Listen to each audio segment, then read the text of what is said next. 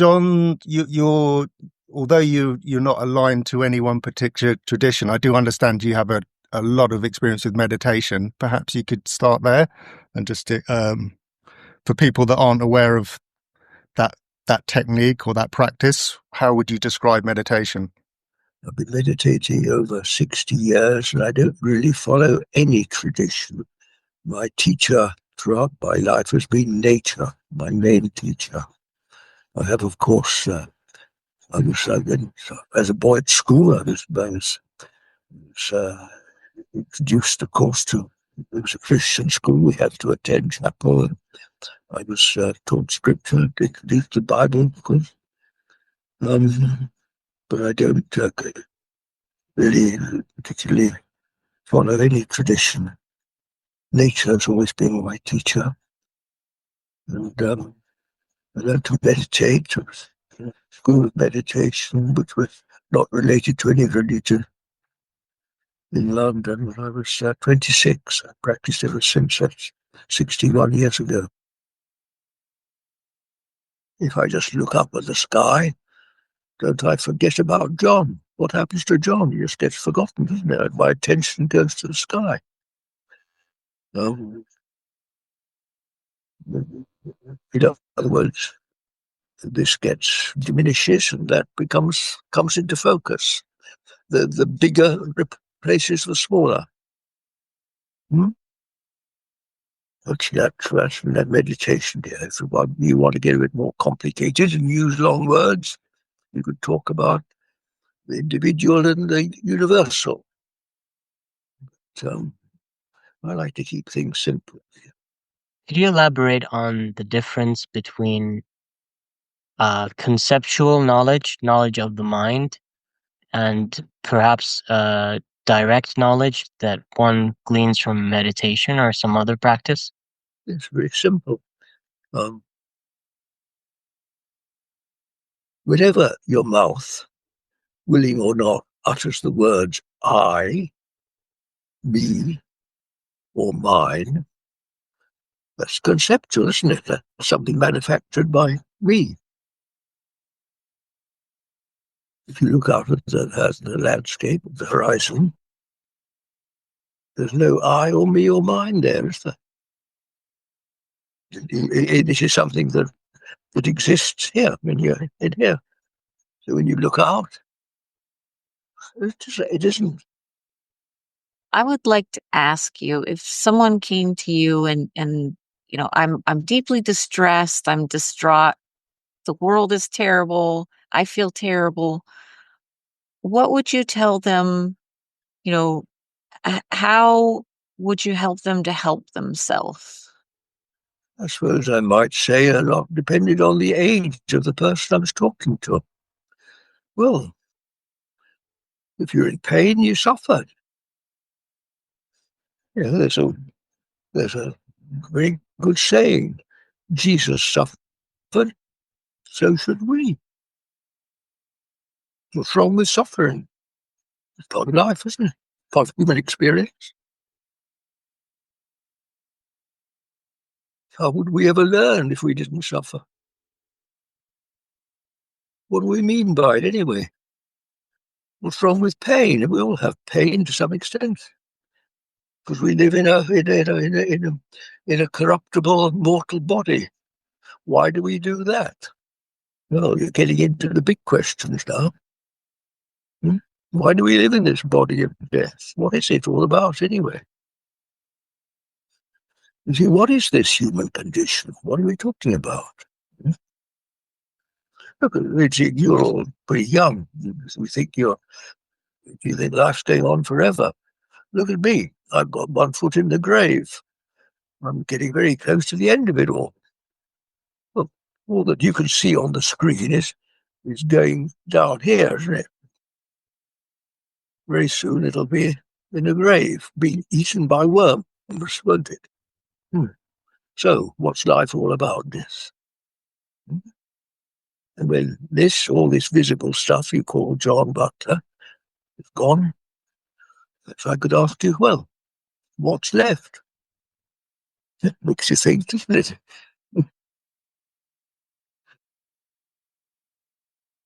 Well, I think that most people really don't like suffering. And most of us would prefer not to suffer. And some people would rather be dead than be here in suffering. So, how do we address that from, one person to another, one heart to another? How do we address those states of being, I suppose? Well, you may put your arm around the person there and give them a hug and make them a cup of tea or something. But what can we do? Show sympathy, show kindness. How do we help a suffering animal from anybody, from another person? You may give them an aspirin or something if you've got one. Often we can't. Often we're very limited in what we can do. But I come back, you see, to this basic question of why do we find ourselves embodied in a body that is subject to suffering and death?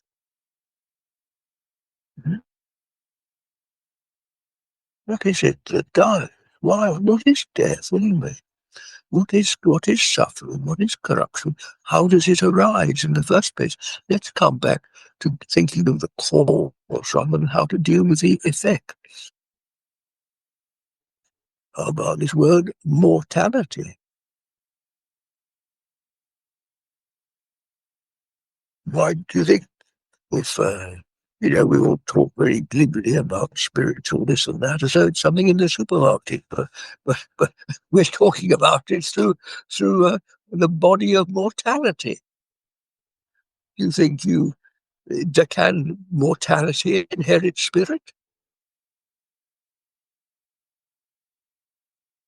John, in some of our previous podcasts, we've interviewed experts on the near-death experience. I was wondering if you had any opinion or reflection on people that have been close to death and maybe experienced something, and what do you think that says about what lies beyond mortality? Well, I just tried to demonstrate to you a few minutes ago that look at my old body in front of you, which is at the gateway of death. And just imagine that just falling down on the ground and dust going to dust. And then what's left? Maybe nothing, maybe something. When I had near-death experiences, I was pronounced dead by the doctor. Yes. And then I was in another place. Yes. Part of the time when I was in that place, I was in the presence of a being that most people would call God. I don't call it that. It was a light, a warmth, a love. Yes. Well, marvelous. There you are. That's something real, isn't it? That you're speaking now from real experience. Yes. You see, which is a very different thing to I think or what do you think, isn't it? It's hard to explain to people that felt more real than this feels. Well, because people that are totally embedded in here in the world of I think, of course, you can't do much about them unless they want to wake up. But, if and when they're looking for something better, then they can be helped. Said you've had a glimpse, perhaps more than a glimpse, a very good glimpse. Well, where does it end? How far does it go, dear? You talk about God. Well, who knows what God is? It's like, it's infinite. Where does that end? And we start off with things like warmth and light. Where is the end of warmth? Where is the end of light? Does it have an end? So it's where a door has been opened into what you could call higher confidence or higher perception, to a deeper understanding. Do you think that there's a way for people to experience something close to that, or in some way while not dead? If you ask me what I think, Sandy, I won't answer you because I don't trust what I think, nor what anybody else thinks. Thinking is entirely conceptual. It's just a matter of what's going on in the mind. Real experience is beyond thinking. So is there a way? I'll probably start quoting from scripture here because I don't trust my own knowledge, but I do have faith in scripture. Scripture says we are saved by grace. Now, what might that grace be? Now, you mentioned light, isn't it? All right. Light radiates, doesn't it? Light sheds light. The greater the light, the more light. Therefore, light, you can't manufacture light, you can't create life. Life comes, doesn't it, from a higher source, like sunshine, spiritual sunshine. How can you get it? You can't. What you can do is be open to it. You can, if the sun's shining outside, you sit in a room with the curtains drawn, you don't get it, do you? If you open the curtains, the sunshine can come in. Yes, John, it's like that song. There's a crack in everything. That's how the light gets in. That's right. So another one, open up your heart and let the sun shine in. Yeah, common sense, isn't it? And you can say, and coming back to the question on meditation, meditation is a way of opening up so that the sun can come in. So that whatever is available can come in. It's a way of letting go the impediments, the limits. So if someone says, I'm ready to do it, I'm ready to meditate, what would your suggestion be to them? And how, what does that, I'm just going to go start meditating, what does that look like? Well, it depends how serious people are. Whether they're just saying it because it's fashionable thing to do. Well, start off by just looking out of the window. But if you're more serious, you can I suppose, shop around on the internet like a lot of people do. And if you're really serious, you should try to find someone to teach you. And that's not likely to happen on the internet. But probably the best people can talk in these days. There aren't that many people who really need someone with a bit of experience behind them. And not from a tradition that's been around for a while. I think it's very confusing these days, Sandy. The internet's full of everybody who picks up a bit of knowledge and sets up as a teacher. God knows how you choose how to follow. That's why I trust nature. There's another Bible, verse from the Bible that I do love very much. Put not your trust in any child of man. That's why I keep coming back to nature here. I love the stars and the distances, the open fields, which is natural meditation. It's just how it happens. You just get bigger and you come out of little me and my problems and feel, look at a dew, look at the tree, look at anything, look at the sky, and you just get bigger. And that's it, and you realize it's something, the least similarities to what might happen when we're done. is that you leave behind this body of death, this mortality, and realize there's something more. On that point, John, many people now live in urban areas, concrete jungles, and quite separate from nature. Yes, Do you think that might be a problem for some people spiritually?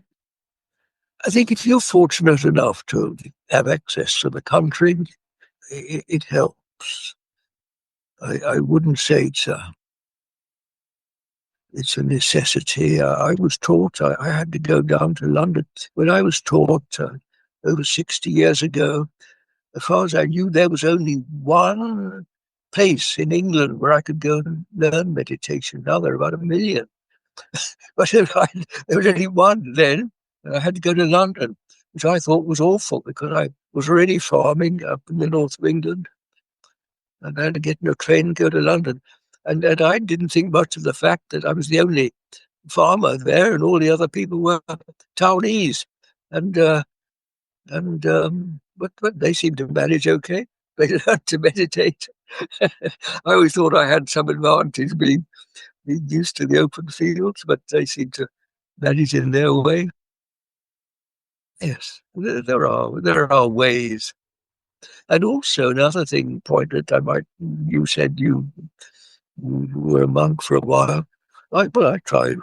I've been in and out of a few monasteries too in my time, but I was rather disappointed actually at the school where I was taught because they said that we should continue a worldly life. I rather wanted to be told to go and live in a cave in a mountain somewhere. That's what I wanted to do. But I was firmly told that our way was to play a part in worldly life. So I learned to meditate in that context, and I don't regret it. Is that a school of Advaita Vedanta, John, or do I have that wrong? Fortunately, we didn't go in for these long words then, which I wouldn't have known what on earth that was. I know now it's non-duality, isn't it?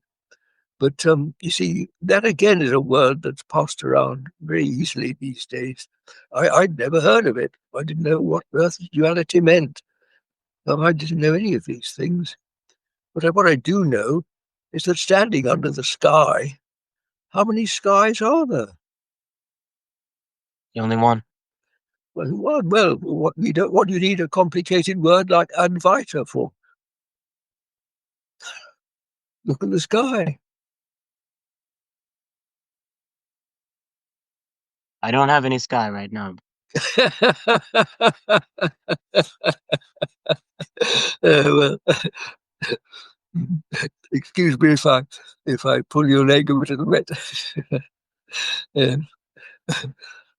For a person who's just starting out, and I know that it's not necessarily realistic for everyone to find a teacher, especially I live in New Hampshire and there are no monasteries here. So would you say, if I'm sitting outside and I'm looking at the sky, that's it? Just look at the sky? I think people want to know kind of the how do I do it? What should I be doing or not doing? Or yes, I do get that, Sandi, and I'm not unsympathetic to all of that. But I really do get quite nervous these days when I consider this. When I consider this question about how one can, we can try to run with it. We get out of the realm of simple common sense. We start to let's consider this. I'll come to that later on.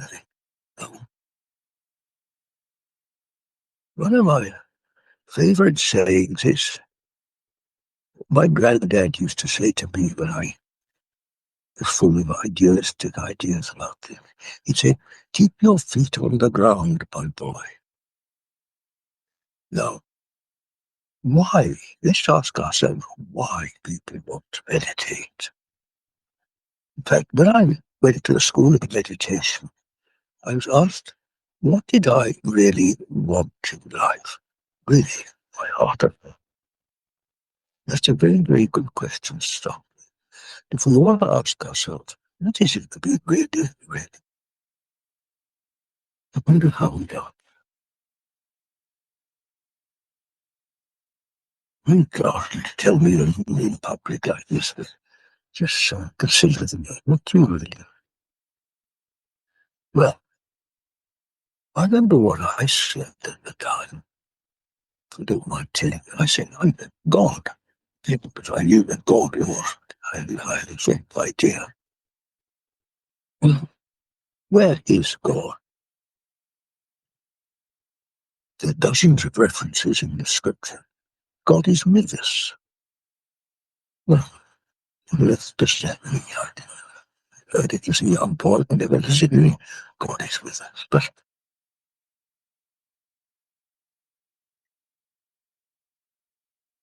if we feel our feet on the ground, one of the things we notice is that the ground is still. The ground is silent. The ground is still, isn't it? The ground is at peace. In the middle of a battle. The ground is at peace. With a train thundering over it, the ground is perfectly still, at a peace. Mother Earth. So if we are connected with the ground, I say, feel your feet on the ground. Of course, they say, I am. Well, of course they're not. With 1% of their attention being. But if you're even 50% aware of your feet on the ground, if you're even 100%, you find yourself anchored in the unchanging peace. Now that's already 90% of what people are looking for in meditation, isn't it? That would have been my answer. I just want peace. Well, it's a very common answer. Well, how closer can you get to peace than the ground beneath your feet? And the other thing is common sense. Because if you really look at something, well, look, I'm looking at you, looking at your face. And if I look at you, I forget about me, don't I? And if I really look at you, my mind becomes completely still. I don't say think about you, look at you. If I look at you, eye to eye, my mind becomes completely open and receptive without a thought in it. Isn't that true? Go on. I was watching TV with my child last night and I thought to myself, I don't have a thought in my head.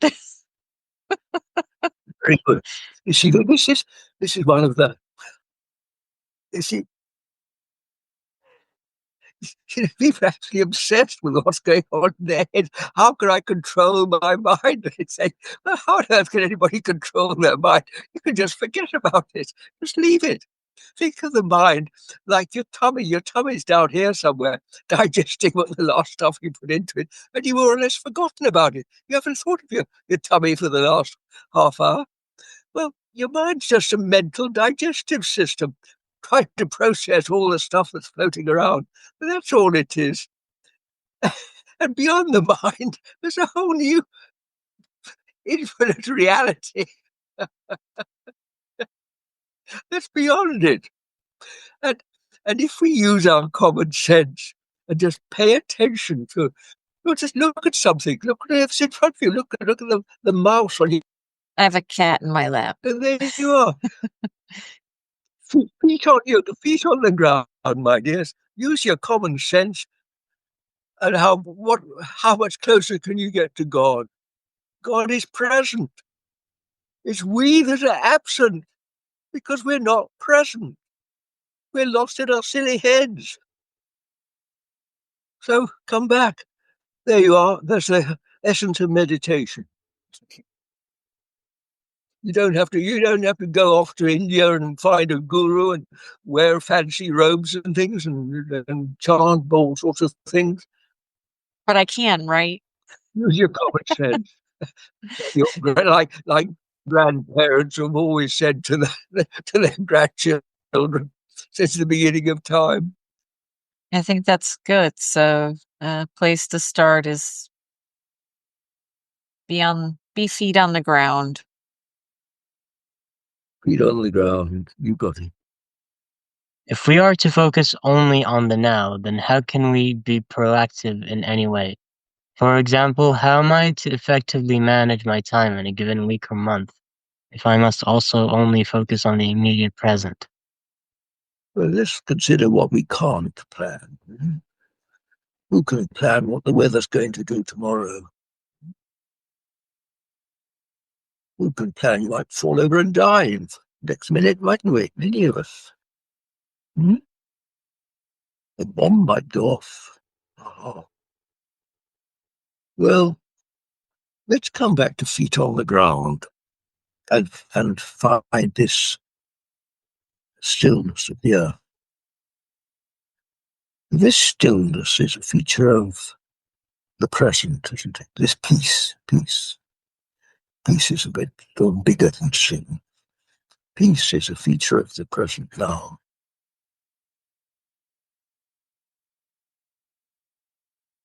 Now, does peace have time?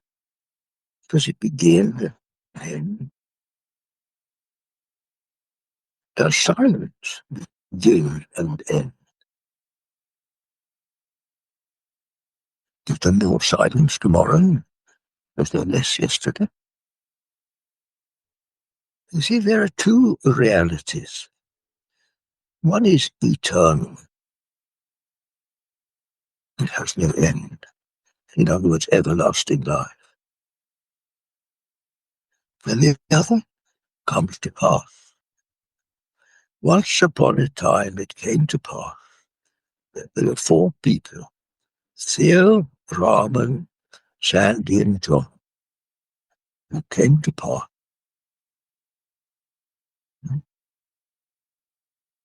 That is passing time.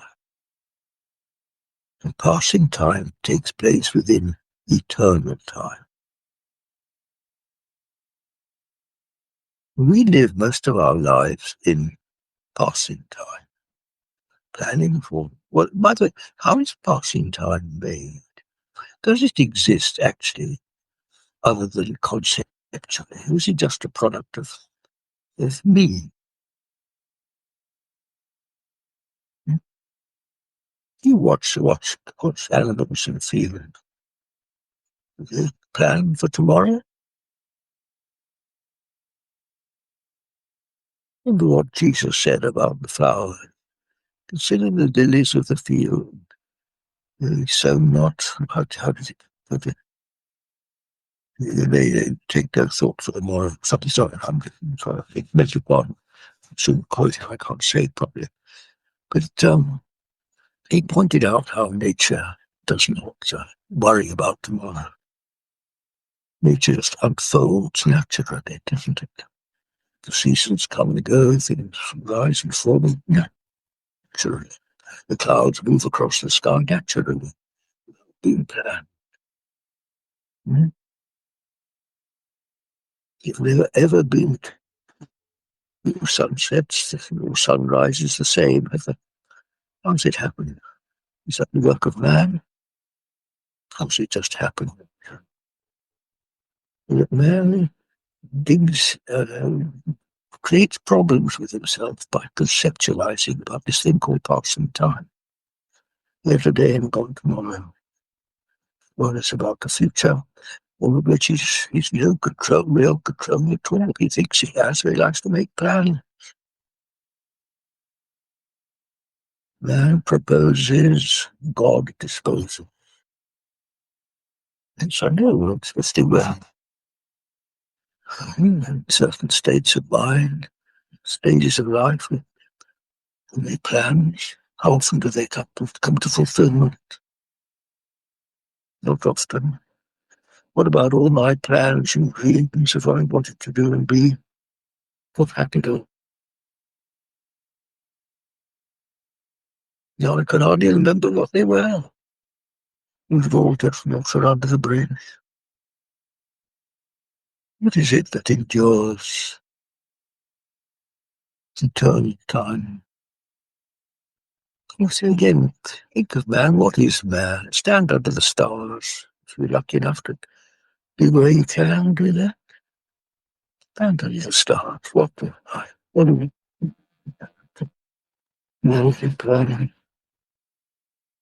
I've watched one of your videos and you said something that truly resonates with me, which is to trust silence. But if you were to speak, what is your go-to word, phrase, or sentence to kind of explain what silence is? Oh, very interesting. Now then, what is silence? Can we say? Can anybody say what silence is? Isn't it extraordinary? So close to us, so immediate. And yet, what is it? It is silence. What is stillness? Absence of sound and motion. Absence. But what is it? What is stillness? It doesn't feel like an absence when you get deep into it. It feels like a positive force. Right, well, there's another word, isn't there, that we can use about this word, silence. Let me just go through a little sequence. Silence, stillness, space. What about presence? Presence, peace, freedom. What are these things? Who knows what it is? What's freedom? What's peace? What's spirit?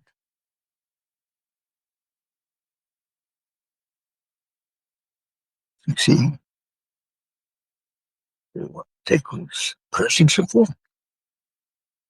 You talk about the presence of God. What is God?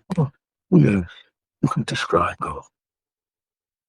You see, the real things in life, the everlasting things, the non-human conceptual things, the things that endure, eternal realities of life, we cannot describe because description imprisons whatever you're trying to describe within a thing called a concept. If something's a cow, it isn't a horse, is it? If something's a man, it isn't a woman. You see, you've separated the inseparable. You brought in division, right and wrong, good and bad, black and white. Whereas in these, what you could call higher realities, life is indivisible. It's eternal. It's reliable. You can trust it. Who can trust the wobbly bubbles of man? Well, who can control silence? Who can control space? Who can control peace?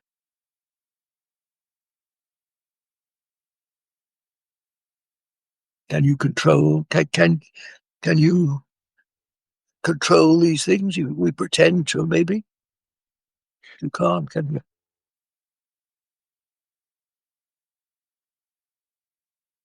But you see, we do. We're blind. This world is really a world of blindness, where the blind lead the blind, because we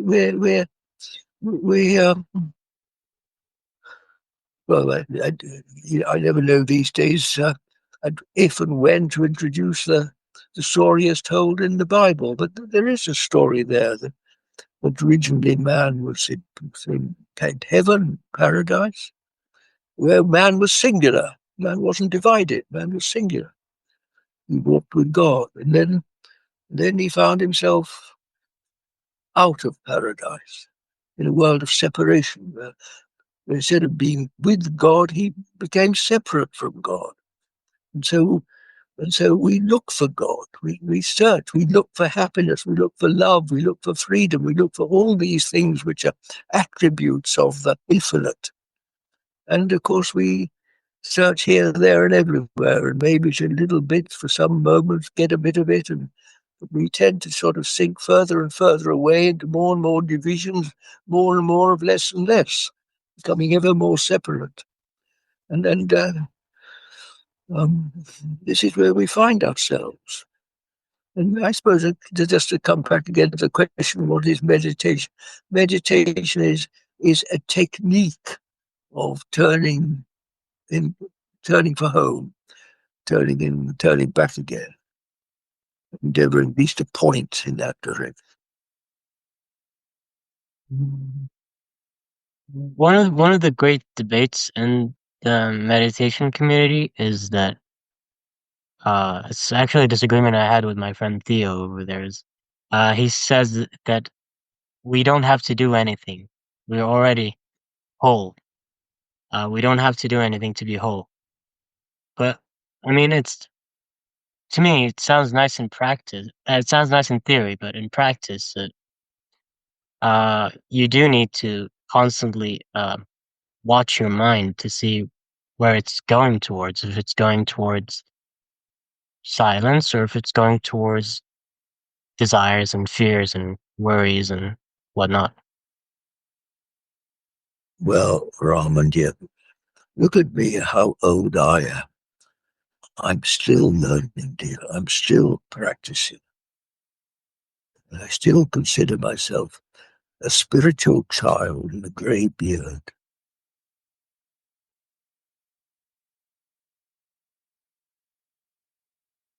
Maybe coming to the end of my preparatory school. And maybe, if I'm fortunate, moving into what you might call high school. But still very much in school.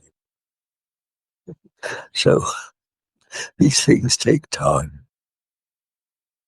We all get very impatient. We all want to be enlightened, you know. After the first spiritual book we read and go on a retreat or something. But in my experience, I know there's some people who think they get it bingo just like that overnight. But I don't think that happens to many. Why do you think God gives us 80 years from this life to struggle on? Mm-hmm. Is it all for? Why is it? If there's an intelligence behind us, a higher authority who knows better than we do what's good for us, why do you think we are put into this life to struggle on and to suffer these different things that happen to us for our learning, for our maturing? There's a journey, but as you said earlier, John, there's kind of almost like two levels. So maybe, would you say on another level, one, not you personally, not John, but there is a sense of arrival or completion. And then on a relative level, there's always learning and there's always growth. Is it not more like that, would you say? It may be like that because we don't know any better, Theo. Yes, we always think we've got the answer until you find we haven't. Yes, we always think, you know, plenty of people going around saying, I'm this or I'm that, I'm enlightened or something. But they don't know any better. Then next year, 10 years' time, they may find another light has opened up in their lives. We're dealing with the infinite. And man is so embedded in his concepts. And one of the great concepts is pride. How clever man is, how able we are to govern ourselves, live alone the world. You're right. You know, I remember being told as a young man, there's nothing to do. Yeah.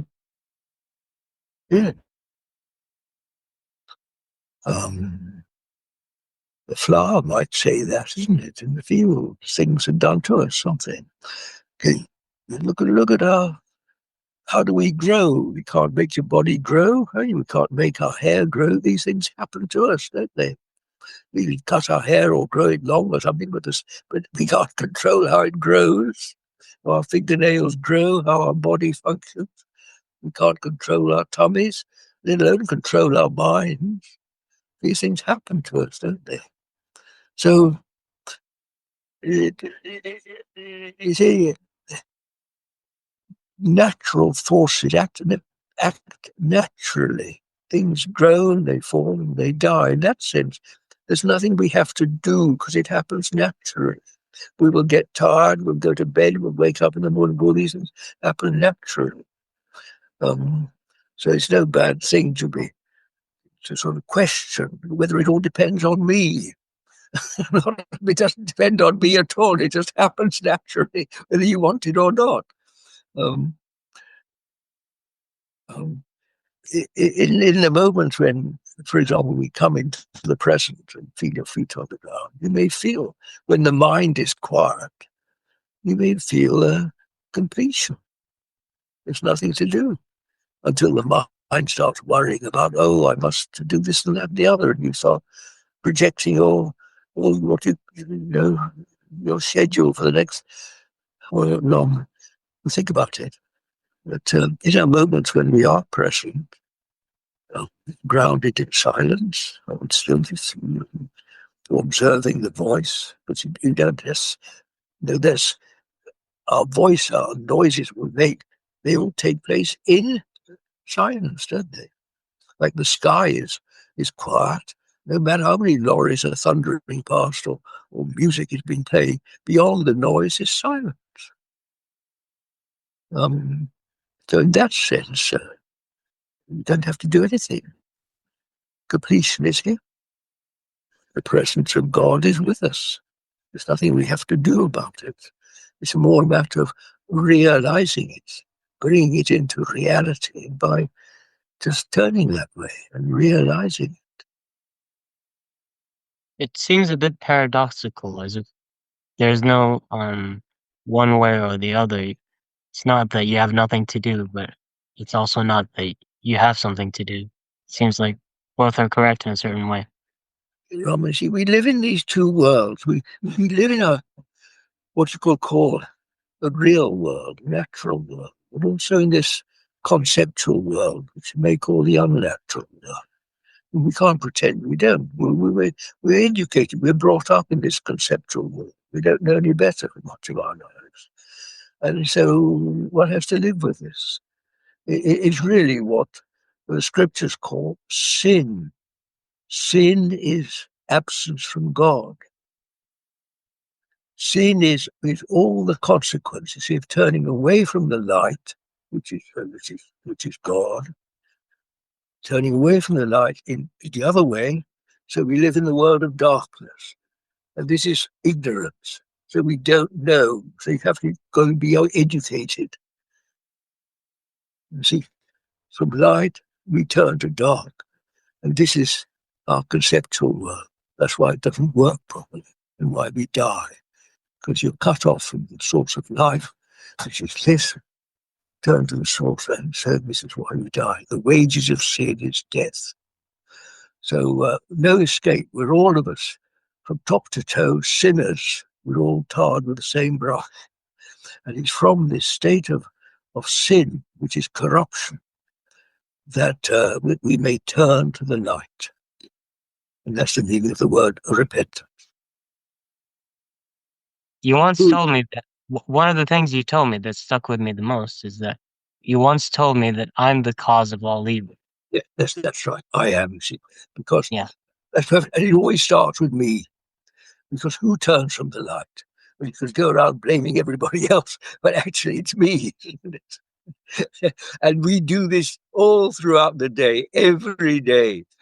Even when we know better, we still do it because we're so embedded in this habit of doing it. But look, if I just put a lamp up on my table like that or something, look, if I look at this, I think you can see on the screen, can you, that my face is lit, isn't it? Yes. Now, if I turn away like that, you can see that my face is in shadow. Actually, I'm looking at another lamp over there, but you can see in contrast, can't you, that there's more light this way than there is turning that way. And And this basically is that I am the cause of all the trouble, because I do this, and then I don't look at the world with the eyes of light. I look at it with the eyes clouded with my own ignorance. And I spread this infection of my own darkness onto the world.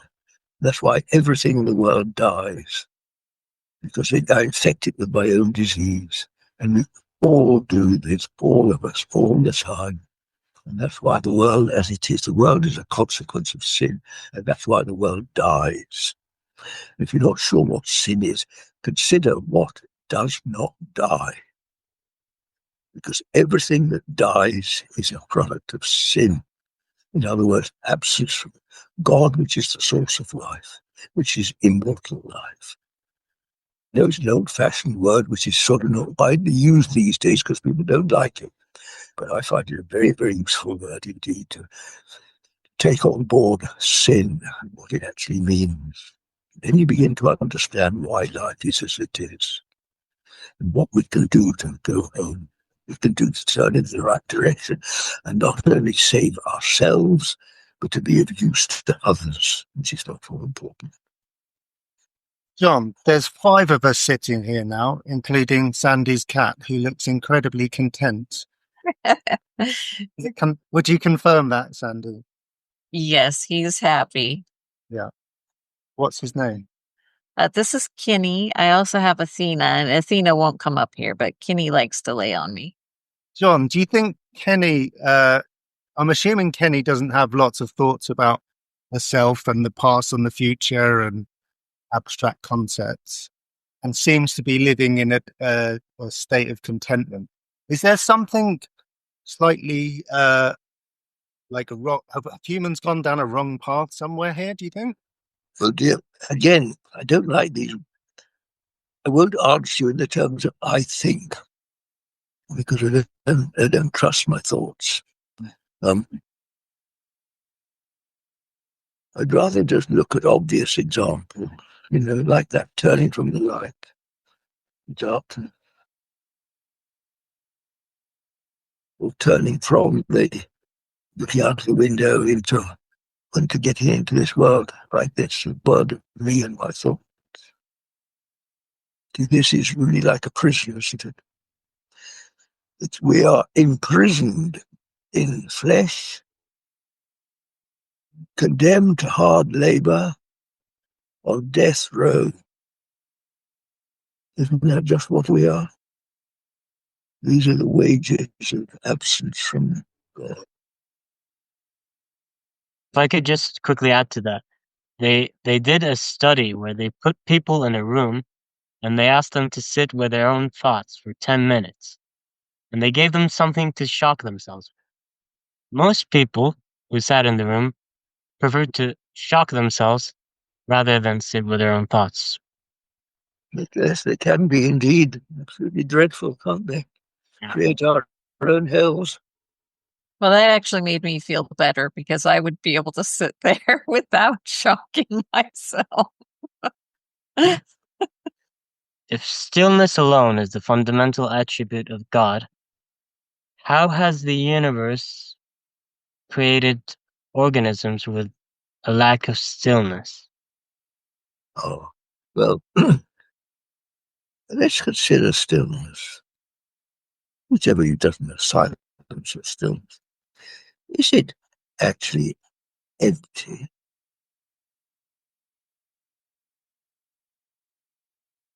Is it dead?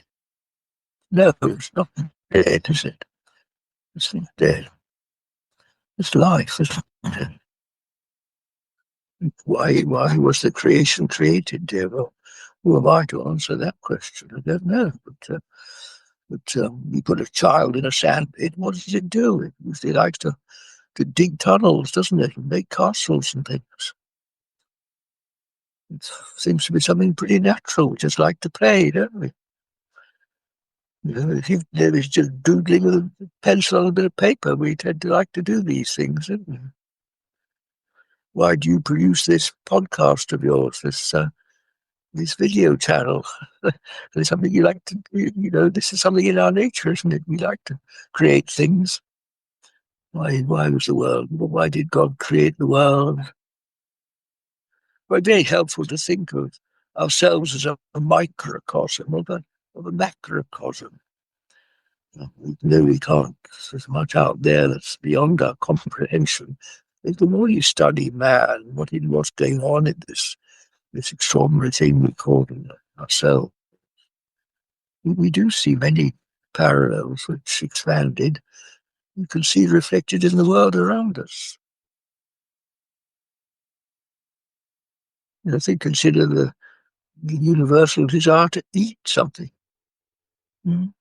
Well, this waking and sleeping, this night and day, to wake and sleep. Desire for love, to love and be loved. But all of these things depend on the I. Do they depend on the I? I don't know, do they? Or are they part of something greater? I love the little phrase, I don't know. There's much more I don't know than I do know. In fact, I think the older I get, I know ever less. When I was young, I knew a lot about everything. Now I'm old, I don't think I know anything about anything, really. I trust I don't know. I'm always a bit nervous when I try not to say I know very, very much these days. In fact, when I meet someone who's full of I know this and that, I immediately don't trust him. We don't trust clever people. I trust simple, humble people. I'm afraid to say I don't know.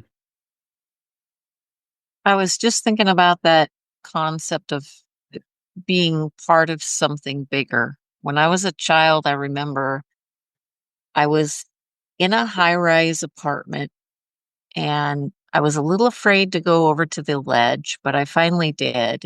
And as I looked down, I saw all the vehicles moving around. It was the middle of the night, so it was almost like just a stream of light moving along the roads below me. And it it I thought it looked very much like a bloodstream, like the motion of that. Yes. And so I think that goes back to what Rahman was kind of talking about. We're each doing our individual thing. So each one of those individual cars was driving around, and yet overall kind of zoomed out the way I was at that moment. It looked like a bloodstream. Yeah, yes, yes. And there you are. So that's how insights arise, isn't it? That's realization, isn't it?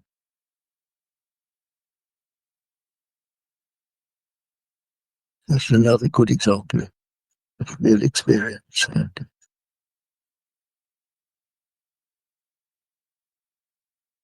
I think about that often. I think about, people who deliver packages. It's kind of like delivering oxygen, cells delivering nutrients or oxygen to other cells where, we each have our own individual life, but it's almost like the earth has her own life and we are the bits of her, digesting and immunization. And it's sometimes I think about that. During meditation. And also, when one part becomes too self-important, we call that cancer. Like it's like a renegade thing, isn't it? It tries to control things and step outside of the system, and it becomes malignant. Yeah, that makes me think of U.S. politics. Sorry. Me too. Sorry. I really didn't want to go there, but it was just so there. Out. I know. I love it when we make these mistakes, Sandy. I think it's so important. There's another old saying, we learn from our mistakes. And it's absolutely right, isn't it? And this, I think, honestly, I really do. I think, looking back on that, what on earth is it? I really feel it's a great school in which we are taught by our mistakes. And maybe we learn, maybe we don't. They have to go on being repeated many times. The cat has been the cat and being with my son has been helping me to do that. You're kind of coming back to the beginning. That's decreasing my feeling of suffering right now because, like I said, I was sitting there watching the TV and it dawned on me that I just didn't have a thought in my head. I was just watching what was happening and I was invested in their lives, even though it was a show that I've actually seen before. I know how it ends, but that sense of being in that space really can help a lot, I think, when we're talking about how to meditate. Do you know how Jesus describes the Spirit? When Jesus was at the end of his life, and he was talking about his death, he said that I will die, but I will then send you, of course, the Spirit. Look, as John Butler died out, and I asked you what's left. Well, of course, it's the Spirit, isn't it? Now, the Spirit, as Jesus described it, he called it the Comforter, the great Comforter. Because here we are, in the midst of chaos, in the midst of our personal miseries, there is this blessed silence, the presence, the Spirit, the peace, the freedom, the love, the comfort, that this invisible friend is here, the everlasting arm, holding us in this invisible embrace, totally reliable, the love that never says no, never failing. No. When we're completely embedded in the visible and these, the eyes and ears of flesh, which of course only see flesh. But when we meditate and develop our inner sight, learn to see with the eyes of the heart, rather than the eyes of flesh, then this invisible presence comes into more reality. We realize the comfort of spirit, the comfort of knowing that in the midst of temporality, there is this eternal reality, this home where in fact we come from, which is actually the I am. Really are. Spirit, being, which is undivided, which is whole, complete, perfect.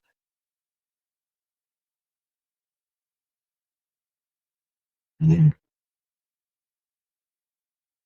Listening to you makes me go into that silence, but there's a slight problem, which is that I'm supposed to be asking you questions and I keep forgetting. The answer to every question is that there is no question. We called the podcast The Science of the Gaps, and our little private joke is maybe the more we do the podcast, the more gaps there'll be, and there won't be any talking. Well, that'll bring it to a good conclusion, Theo. The less I say, the better. The safer I feel. This naughty little creature called a tongue runs out. Thank God. Thank you, John. Thank you for your time.